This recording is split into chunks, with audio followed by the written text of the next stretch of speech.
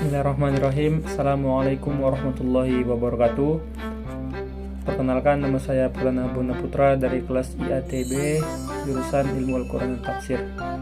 Di sini saya akan menjelaskan tentang persamaan dan perbedaan 9 kitab induk hadis ataupun yang disebut dengan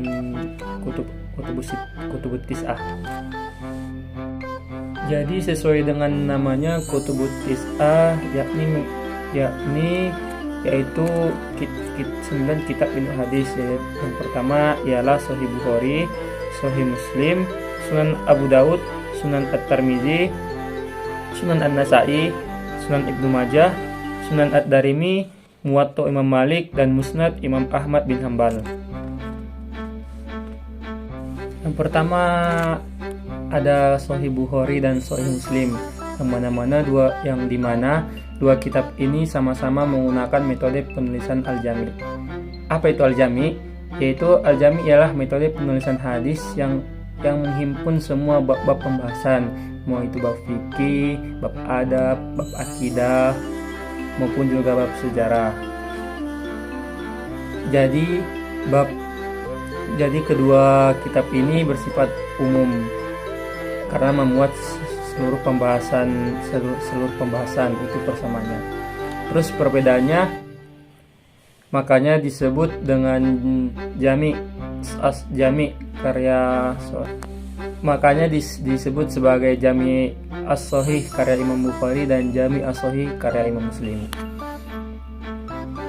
Adapun perbedaannya dari segi periwayatannya, yang mana Imam Bukhari lebih ketat dalam mensyaratkan periwayatannya daripada Imam Muslim. Imam Bukhari mempunyai 2 syarat dalam periwayatannya. Yang pertama mu'asharah dan yang kedua al-liqa.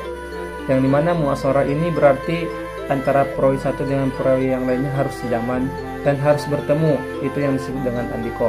Sedangkan Imam Muslim hanya mensyaratkan satu saja, yaitu mu'asharah, yaitu harus sejaman saja, tidak harus bertemu.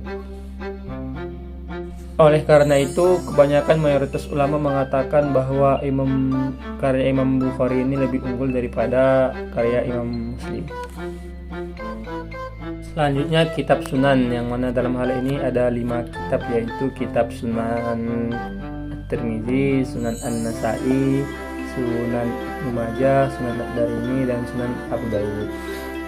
Apa itu kitab sunan? Yaitu salah satu metode penulisan hadis yang dimana hanya memuat bab-bab fikih seperti dimulai dari toharoh, sholat, zakat, puasa, dan lain sebagainya. Itulah persamaan dari kelima kitab ini. Adapun perbedaan dari segi kandungannya, Sunan An-Nasa'i lebih layak dikategorikan sebagai sunan, kemudian Sunan Abu Daud. Karena Sunan An-Nasa'i hanya memasukkan apa saja yang pernah diucapkan, dilakukan, dan kebijakan Rasulullah SAW. Beliau tidak memasukkan hadis tentang sifat-sifat Nabi, penafsiran Al-Quran, sifat surga dan neraka, komentar Nabi terhadap para sahabat, dan lain sebagainya. Sementara itu, Abu Daud dalam karyanya Sunan Abu Daud menambahkan sedikit topik, yaitu tentang surga, tentang tanda-tanda hari kiamat yang tercakup dalam hadis.